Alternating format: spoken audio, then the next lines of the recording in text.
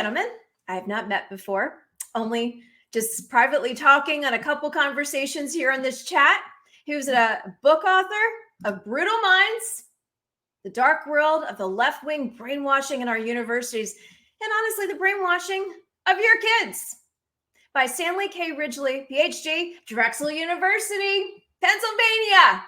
I know Pennsylvania has some elections going on in the Commonwealth today, and I know things are being shook up there. That state needs it needs a lot. And one thing it doesn't need is Josh Shapiro. So please welcome to Common Sense America this morning, Stanley K. Ridgely. Good morning, sir. How are you? Oh, good morning. I'm doing great. I'm speaking to you from my office in West Philadelphia, home of high taxes, high crime, 27% poverty rate, and 70 consecutive years of Democrat rule. What's not to like, right? Oh my gosh, I'm glad you're still alive. I'm glad you haven't been shot down. Oh my gosh. Well, I do all right. I'm ex-military, so I do all right. Yes. Yes. Thank you for your service. Go Army, right? Yeah, go Army. Thanks so much. I appreciate it. And it's a great opportunity to speak with you and your audience, fellow patriots, about one of the most pressing problems in America today, and that's the degradation or decline of higher education. And Brutal Minds, if you don't mind, I'll show you. Brutal Minds Please. Is an expose of the people who are doing it, how they're doing it, why they're doing it, who they're doing it to on the college campuses, and what you and I and what parents and students can do to stop it right now. Not in the near, not in the pie in the sky future, but right now. And so that's my message today, and I'm happy to get into as much detail as you like. Yes. Well, I want to ask you a question with regards to why do we bother sending our kids to university? Why do we bother now? Because all I see is a president who graduated and lied about his education, and who, frankly, doesn't give a rat's what about this nation.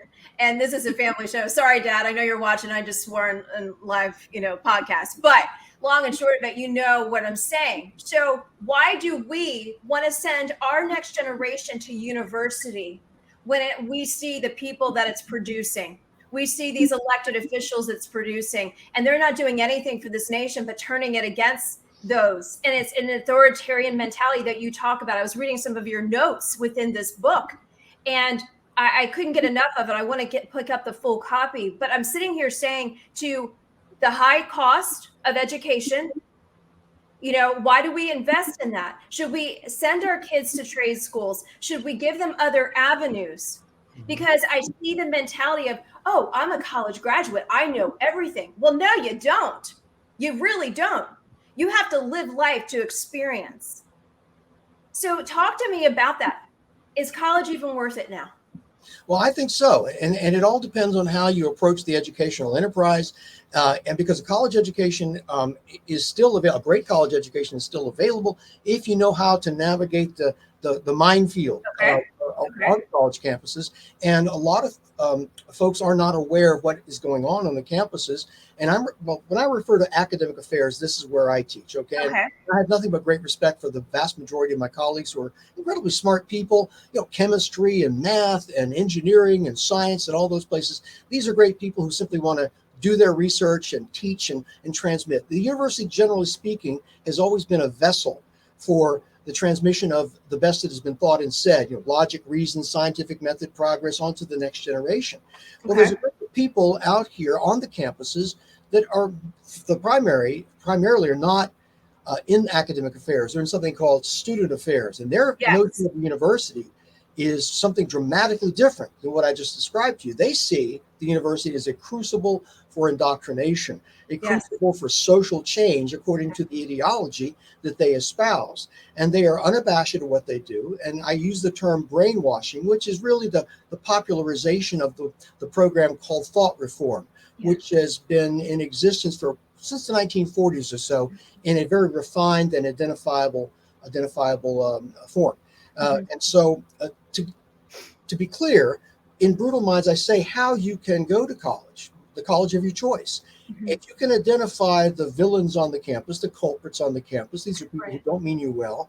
These are people who mean to destabilize a student's relationship with his or her parents to undermine the values and to replace that value system with one that is more in accord with their own value system that is propagated on the campus. So information and knowledge of our individual rights, of constitutional rights, the laws of this country that you do not forfeit when you walk onto a college campus. When you know this, you are armored, if you will, to address and avoid these types of people and get that education that you have that your parents are paying for. Yeah. Well, let me ask you this. So the armor that we send our next generation to university with, it's biblical, putting on the full armor of God. This show is very biblical. And I always say at the end of every show, be strong, be courageous, and put on that full armor of God. We need to do that. And we need to send those kids with that armor that you were talking about from a lot of different aspects. But let me ask you this, when they get there and they say, okay, I'm armed, I'm ready. I know how to address, I know how to speak to this. I am mentally, physically, emotionally, spiritually ready for this. But when they get their grades back from a professor who has an authoritarian mentality and says, I'm failing you because I don't agree with you, whether it was a great written paper or not, how does that student approach that mentality and that setup? For example, here at UNC Chapel Hill, I know you're very familiar with North Carolina area. UNC Chapel. I'm a graduate of UNC Chapel Hill. So right. So the medical school is so focused more on the woke indoctrination than really the medicine. And so what do you say to young doctors who are coming through or young students who are coming through and they're saying, no, you fail. No, you fail because you believe in a certain way and you wrote a certain paper. What do you say to that with the armor that you're saying we need to go forth with at university? Well, I'm going to speak. I can't speak to the doctors at UNC Chapel Hill as much as I would love to, but I can speak to undergraduate students who, if you believe that you are being singled out, targeted for this kind of because of your political beliefs, and you have not articulated you have articulated those beliefs in a way that is superb. There are avenues whereby you can appeal for this kind of professor. I will say, first of all, that most professors aren't going to do that sort of thing. The brainwashing I talk about occurs outside the classroom in what is called the co-curriculum. But in the classroom, and I've seen this, some students have sent me Zoom recordings of their classes. I have some practical experience with this. There are avenues of appeal, particularly to the department chairman. One of the things that we, and I speak in the royal we in academia, don't want is problems with parents and problems with publicity, the kinds of things that might actually engender reform. And so you'll find it's students who have the squeaky wheel, if you will, people who are knowledgeable, and there are a lot of great students here. Some of the smartest people that I've ever met. Some of my students, and they're great. And they are morally grounded. They have a Christian upbringing. They have a secular moral upbringing, and they're not going to put up with this stuff. And they come to me, and I give them direction of where they can go to fix that problem and to ensure that problem doesn't exist. I myself, in my classroom, I pursue the traditional idea of the university, which is the Max Weber, the Weberian model of a neutral classroom, and I try not to allow any of my political beliefs come out in the way I teach. I am the faculty advisor for Turning Point USA, which is I was going to bring that up. Well, thank you.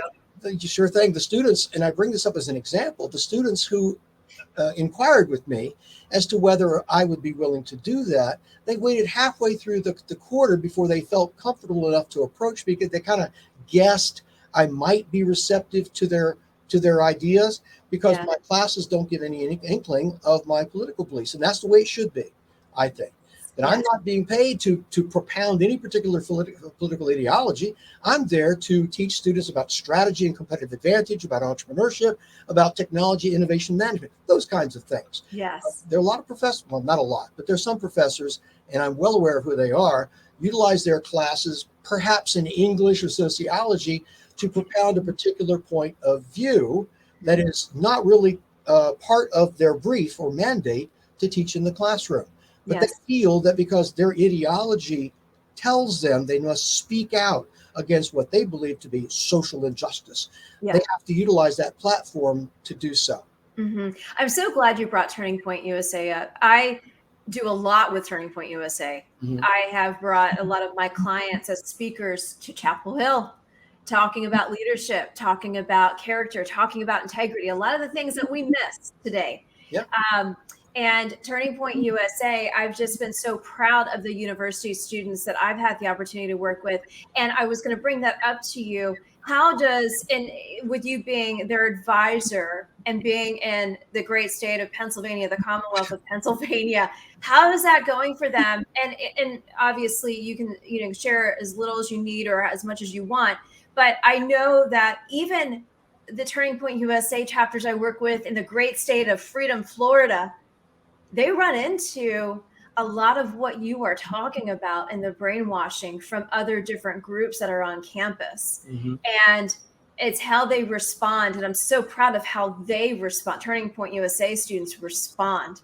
They handle it a lot better than those other social groups, communist groups, that when they're going out on the attack. So what are your thoughts to that, the chapters being in Pennsylvania, especially at Drexel and in Philadelphia? Well, the demeanor of these folks, and these students are top notch. Yes, they are. First, I have one German, one Russian, one Asian, and one Hispanic on this board that I work with. And they are some of the most erudite and wonderful people. And they are trained, when I say trained, I mean they are brought up in their homes to recognize that there is a diversity of viewpoints.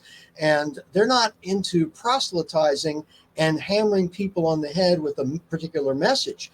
They're simply wanting to practice what they believe the foundations of this country, the foundational principles, the Enlightenment principles, as I mentioned, the logic, reason, scientific method, progress, the improvement of the human condition, the longer life expectancy, better quality of life, just all the things we've always taken for granted, which we probably should not have, because these other groups that you referred to, part of their ideology is the proselytization, the messianic type of behavior, where they're going to come after you, and they see something, or I think it's speak up, act up, kind of thing. So they're always they're always protesting someone, protesting something, because their ideology tells them to do this, in complete violation of what we in the university believe ought to be. This is a kind of a refuge from the outside political disputes that alienate people in our society. And in the university, you're supposed to have this civil discussion, et cetera, et cetera. And that is slowly being eroded by a particular type of person. And I give you Exhibit A is what happened at Stanford University with the DEI person, Tyrion Steinbach, did not tell the students, did not get them out of the room when they were shouting down a professor, a judge rather, a guest. Instead, she turned to the judge and tried to lecture him on why he was threatening the people who had come to, think about this, had come to his event to feel threatened. Right. That's not, I mean, that's the kind of thing I'm talking about. Yeah, I get it. Yeah. That type of person by this DEI person, this type of person who was the DEI person at this university, Stanford, exemplifies the kind of mentality that these folks have. When I say these folks, I'm referring to not to professors. These are folks who are not even in the faculty. And they have come onto the campus in this bureaucracy. Stanford has as many bureaucrats almost as students. And these bureaucrats who are wannabe faculty have what they call, and this is a concept that a lot of people have never heard before. They have what is called a co-curriculum that runs alongside the curriculum. Now, you know what a curriculum is. I teach in the curriculum, et cetera. Yeah. But these folks run a co-curriculum. And they believe that, and this is run outside of the college classroom. There's workshops and caucuses, and oftentimes are required to go to these caucuses, which are called brave spaces, safe spaces, different dialogues, courageous conversations, where they are basically proselytized in the fundamentals of this ideology. You know it is critical race theory. Yes. It's critical pedagogy. It's neo-Marxist at root, which is why I should say there's a hammer and sickle on the front of. Yes, I figured that. Yes, yeah, it is the fundamentals, the basis of their ideology. Now they're not going to say this. They're not going to say, "Hey, we're all about neo-Marxism and crypto Maoism." No, they're not going to say that. No, they use the term social justice education. Social justice education was not what it stands for 10 years ago. Completely. I see it as almost, evil. Yeah. Well, There's a root of evil in all of this. Well, even, I use the term brainwashing. A lot of people, I don't want to leave that hanging to allow people to define it in their mind, because we sometimes think of it as that famous movie, The Manchurian Candidate. Oh, yeah. Yeah, with the flashing strobes and maybe physical abuse. No, we're talking about a psychological manipulation, behavior modification to change someone's belief system. Mm-hmm. And some faculty in the psychology departments use it, some in the social justice, sociology department, social justice education in the education schools use the method. Can I describe this to you for just a quick second? Please. It's nothing that is new. It's not in dispute. It was developed by social psychologist Kurt Lewin in the 1940s, and he called it re-education. Now, he wasn't an evil fellow, because he developed it to rehabilitate criminals. And he is called the father of the American encounter group. And he called it re-education, and it's 3 stages. It's unfreezing a student's belief system, changing it, and then refreezing it. Well, the folks who teach social justice education, and here's a volume right here that tells how to do it, Teaching Diversity and Social Justice, a source book. It actually tells you how to go about doing a brainwash in your class. They've changed the names from unfreezing, changing, and refreezing. They changed it to defending, surrendering, and transforming. And they've changed the name from re-education, because it's kind of unsavory, right? They've changed it to transformative education. And the communist Chinese have changed their name from re-education to something very similar. They call it education for transformation. And they are all about changing the belief system of the college student. And this is the reason, if you're looking for a reason, this is the reason why when students come home for that first Thanksgiving break and you're sitting around the table, they seem so angry. They're so rebellious. They feel like you betrayed. And here's a quote from that book that I just showed you. Here's a quote of how they changed that system. During the phase where they're trying to change the belief system, they say this: students are presented with social justice theory. The process is, quote, confusing, disorienting, frightening.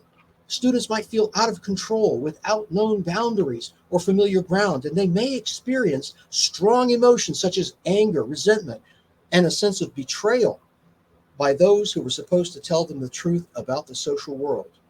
They're talking about parents. Yeah. That is the core of what brainwashing is all about. And then at the very end, they want to give the student lots of activities to cement the new belief system. They call this doing the work. When you hear someone talking about, we have to do the work, that's someone who is practicing the 3rd stage of the brainwash. And I'll give you a quote. Here is what they're looking for. A new set of beliefs becomes home base for interpreting experience and creating meaning, end quote. This is the brainwash, and it's clear that this is what they're doing. If there's no dispute, there's no argument. I often run into my colleague, they're not doing this sort of thing. Show me. Well, here it is. Right.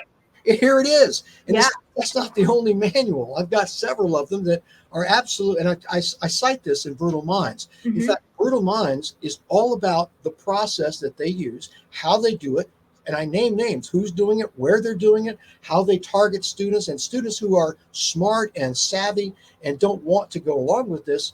Those students are labeled as student resistors, and they are singled out for additional training, as it were. And so this is ubiquitous on college campuses nationwide. You might say, well, how can this be? How can schools as different as Berkeley and Chicago and UNC Chapel Hill and Florida and Texas all have this very same program? This sounds like a conspiracy. Well, it's not a conspiracy because you can identify the mechanism.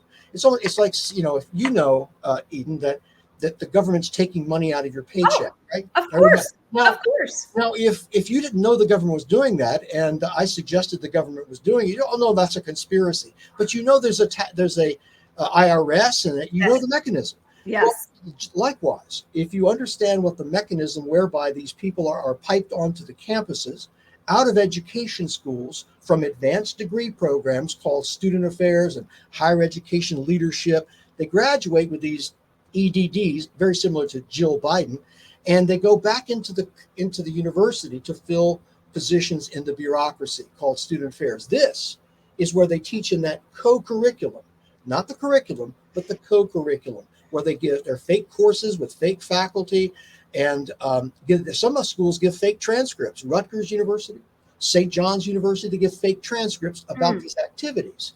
Now, when these people become student affairs bureaucrats, they also join these off-campus professional organizations or clubs.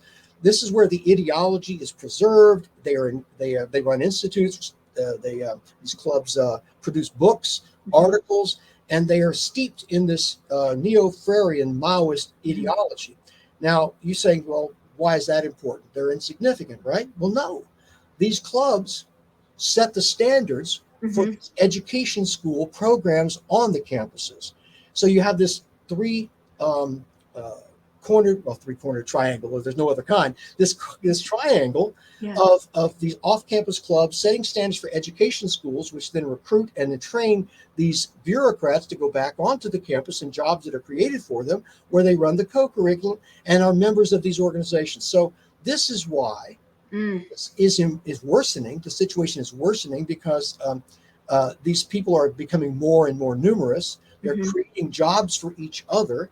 They give each other advanced degrees by kind of a buddy system where I'm going to be the advisor for your advanced degree in education, and I'll be on your committee. And then so they basically boosting each other up in a kind of incestuous buddy system. It's very much a cult. I think it is. I use cults. In fact, thank you for saying that, because it's triggered something that you'll find in the book.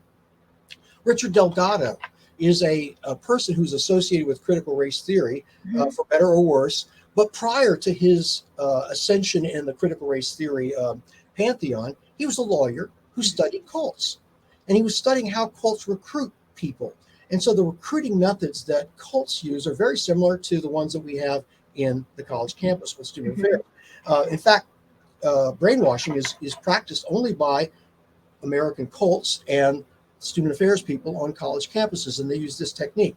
He gives this is in Brutal Minds. He gives the example of how the Unification Church, or what we call Moonies, how they recruit people and how they can screen out certain people who are not suited, the resistors, for the message.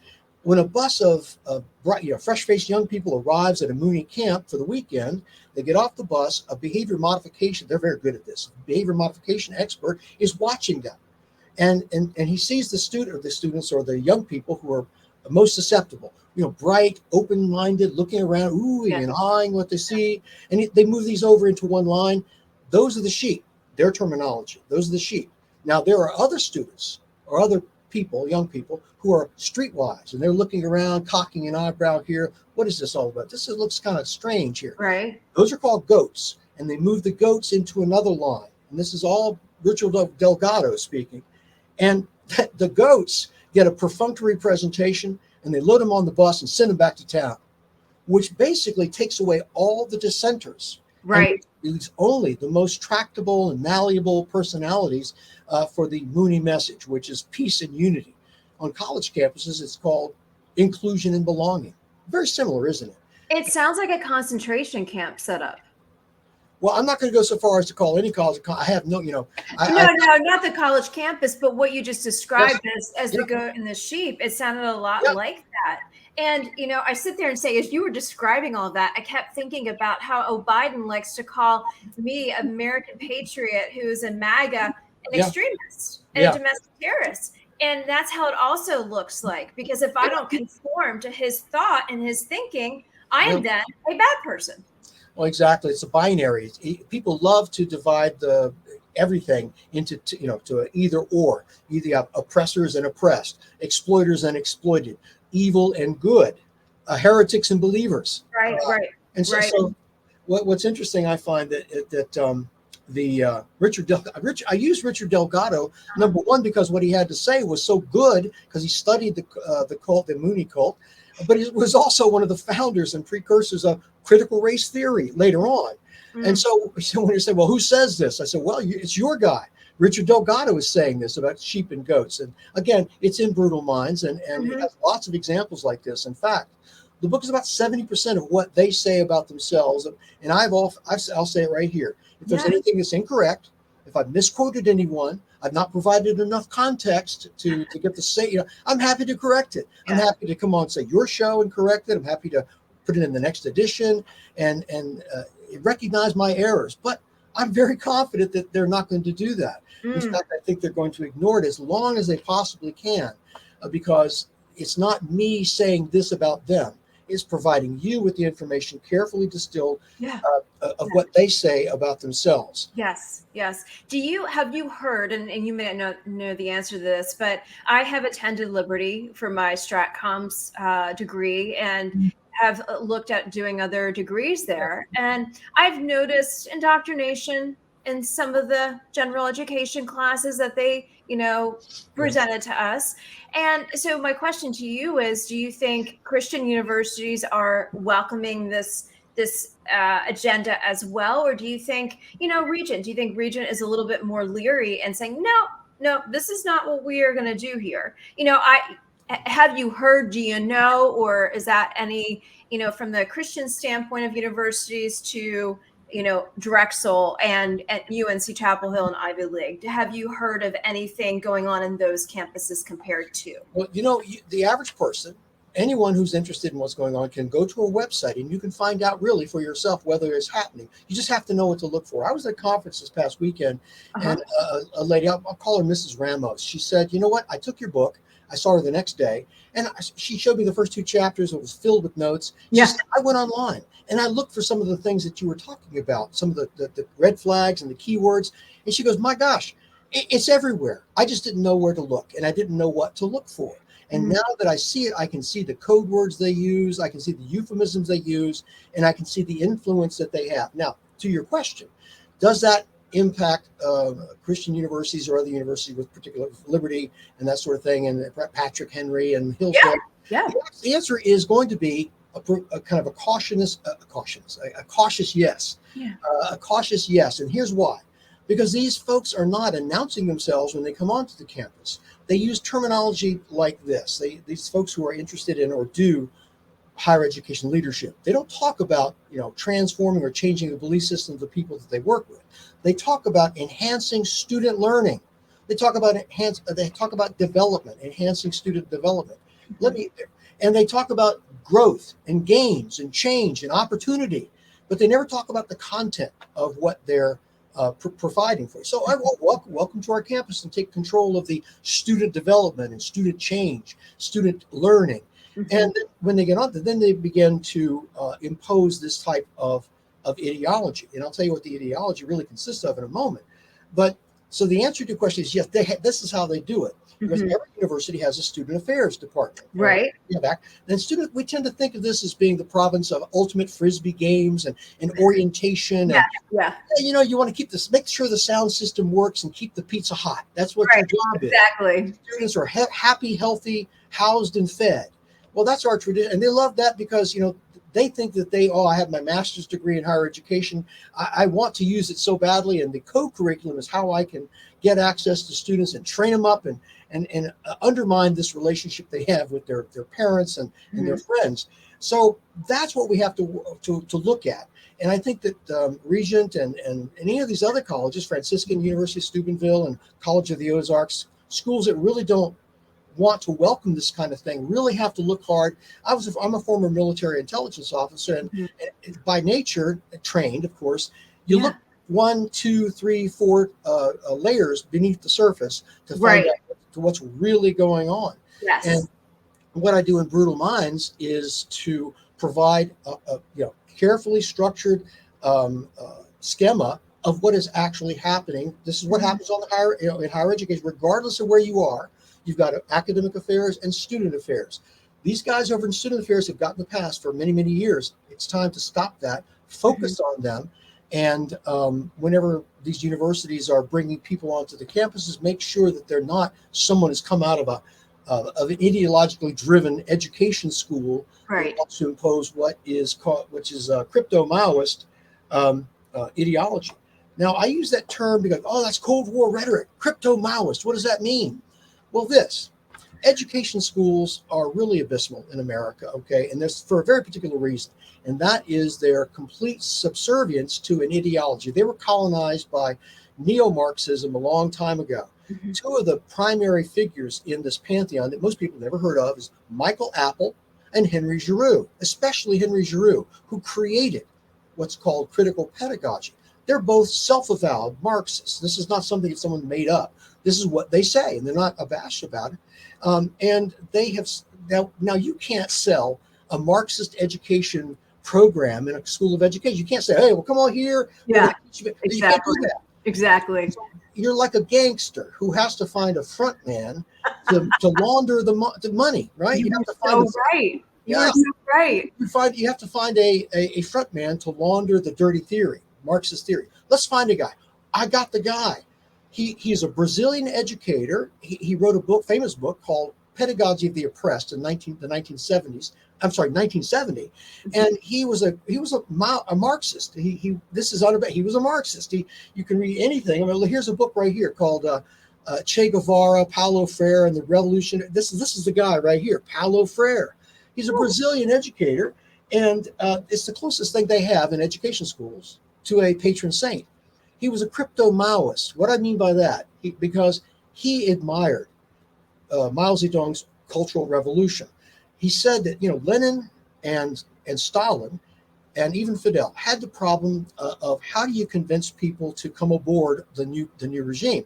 And he said, Freire, well, those guys shot down the peasants, killed them. Mhm. But he says Mao Zedong has come up with what he says, Freire, the most genial solution of the century, the Cultural Revolution. Mhm. Now, people who have studied this understand Yep. that Mao Zedong killed about 2 million people during that period. Now, Mhm. Mao killed a lot more people, okay? But as a result of the Cultural Revolution, we'll give him credit for 2 million of his own people. And this is what Paulo Freire greatly admired and called it the most genial solution of the century. He said this in 1974 when Mao's crimes were well known by this time. He said it in an article in Cross Currents, which he probably wished he had never written. And a Mhm. lot of my colleagues don't want to pay attention to. They'd rather look at this guy right here, Paulo Freire, as this guy right here, not this Che up here, but Yeah. Paulo Freire. He's got a gray beard. He smiles a lot, and he talks about the pedagogy of the oppressed. It's crypto Maoism because he borrowed from Mao's education theory. Mhm. Mhm. That is what I mean when I say it's crypto Maoist ideology. Mhm. And Mhm. in this brainwash I talk about, these folks want to bring students from on a conveyor belt, their terminology, conveyor belt, a metaphor, from false consciousness over here to critical consciousness.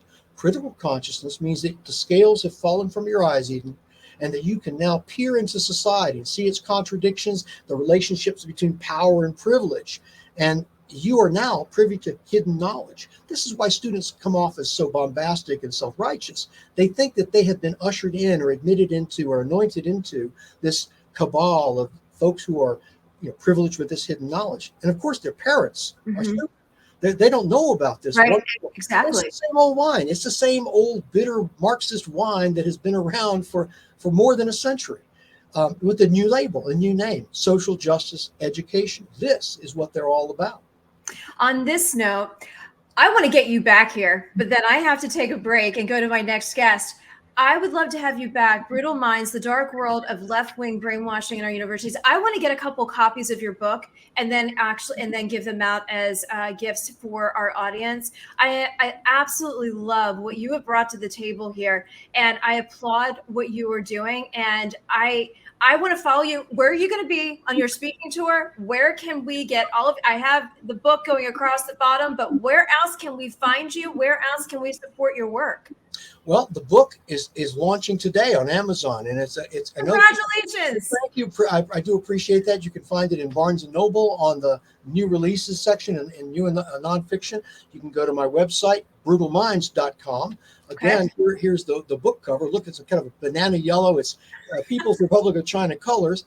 And anywhere fine books are sold. But I would urge people to go to Amazon because that helps Okay. the conservative publisher and helps the conservative movement more than not going to Amazon hurts Amazon. Okay. So thank And you so also much. write reviews. Writing reviews helps you as well as you go up the numbers and